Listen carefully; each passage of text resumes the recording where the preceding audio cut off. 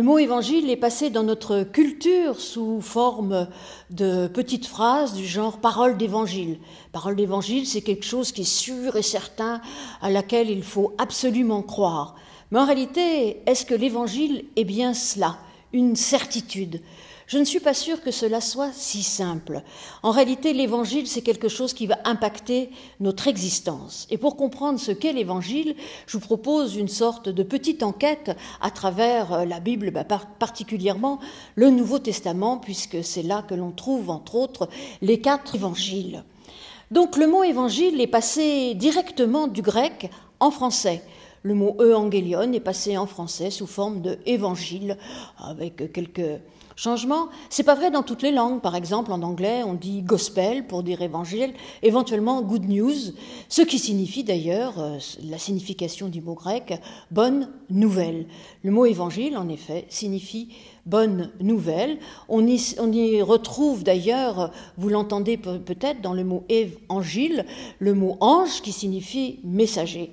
Donc l'évangile serait une bonne nouvelle. Et ça, c'est plutôt bien. Ensuite, si on continue un peu notre enquête, on s'aperçoit qu'il y a 4 évangiles, entre guillemets, on va dire avec un petit « et ».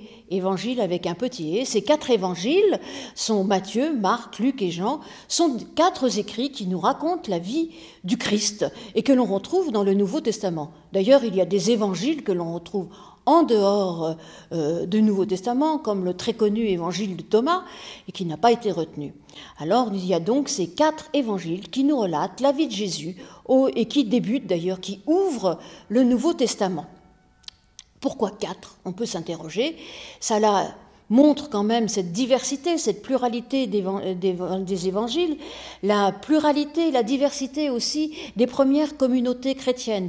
Cela nous montre que ce message porté par les évangiles, eh bien, dès le début, est profondément vivant, vivace, qu'il va irriguer de nombreuses communautés qui vont garder chacune leur identité et qui vont proclamer de manière différente la bonne nouvelle apportée par le Christ. Et on peut donc s'interroger, en effet, c'est très bien que nous ayons retenu 4 évangiles. Au départ, d'ailleurs, il y a eu une volonté d'harmoniser tout cela, mais l'Église primitive a eu au moins cette grande, on va dire finalement, inspiration de garder 4 évangiles. Pourquoi 4 ? Alors 4, ça a plein de significations. C'est d'ailleurs le théologien Irénée de Lyon qui parle des 4 contrées que l'on connaît, des 4 grands vents que l'on connaît. Cela montre ainsi, eh bien, la globalité en fait, et on pourrait dire aussi les 4 points cardinaux. La globalité, c'est-à-dire que l'Évangile s'adresse à la terre entière, l'universalité du message de l'Évangile. Et puis 4, si l'on va un peu du côté du judaïsme, parce qu'après tout, c'est dans ce contexte-là que sont nés les évangiles. 4, c'est le chiffre de la lettre D, Dalet, et Dalet signifie la porte. Alors en effet, ces évangiles sont la porte pour nous chrétiens pour entrer dans la Bible entière.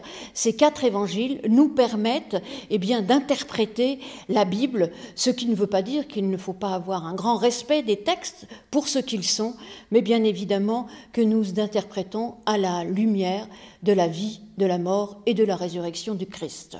Mais ces 4 évangiles, je pourrais dire avec un petit e, nous disent l'évangile avec un grand E.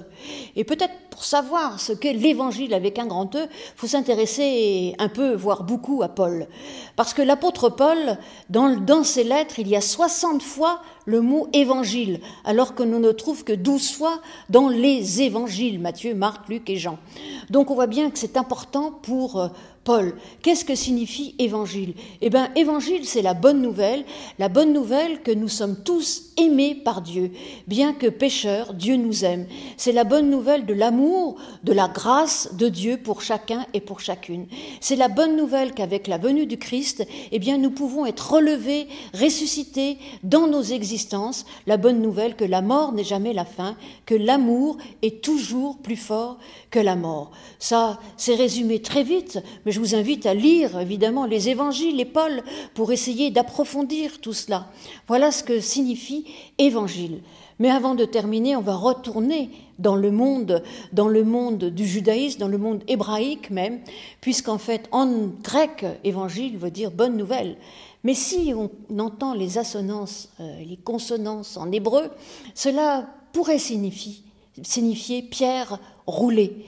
Vous savez, cette pierre roulée qui a été roulée au matin de la résurrection. Ainsi, à l'aube de Pâques, la bonne nouvelle, eh bien, c'est que Jésus est ressuscité et que cette résurrection nous dit que chacun, chacune est relevé dans son existence. La bonne nouvelle de l'Évangile, c'est cela. Nous sommes relevés et capables d'avancer debout dans notre existence.